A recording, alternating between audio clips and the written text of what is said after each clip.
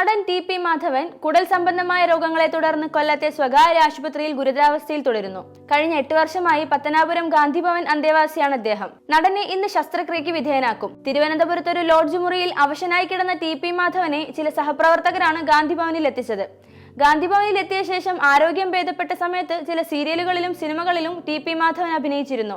അമ്മയുടെ ആദ്യ general secretary ആയിരുന്ന ടി.പി. മാധവൻ 1994 മുതൽ 1997 വരെ അമ്മയുടെ ജനറൽ സെക്രട്ടറിയും 2000 മുതൽ 2006 വരെ ജോയിന്റ് സെക്രട്ടറിയുമായിരുന്നു. ഇദ്ദേഹം ഏറെ നാളായി വാർദ്ധക്യ സഹജമായ രോഗങ്ങളെ തുടർന്ന് ചികിത്സയിലായിരുന്നു. പ്രശസ്ത അധ്യാപകൻ പ്രൊഫസർ N.P. പിള്ളയുടെ മകനാണ് ടി.പി. മാധവൻ. നടൻ മധുവാണ് മാധവന് ആദ്യമായി സിനിമയിൽ അവസരം നൽകുന്നത്. അക്കാൽദമ്മ എന്ന സിനിമയുടെ സെറ്റിൽ വെച്ച് മധുവിന്റെ പ്രേരണയിൽ ചെറിയൊരു വേഷം ചെയ്തിരുന്നു. അതിനുശേഷം സിനിമാഭിനയത്തിനായി മദ്രാസിലേക്ക് പോയി. തിരുവനന്തപുരം വഴുതക്കാടാണ് ഇദ്ദേഹത്തിന്റെ ജന്മദേശം. ബോളിവുഡിലെ പ്രശസ്ത സംവിധായകൻ രാജകൃഷ്ണ മേനോനാണ് മകൻ.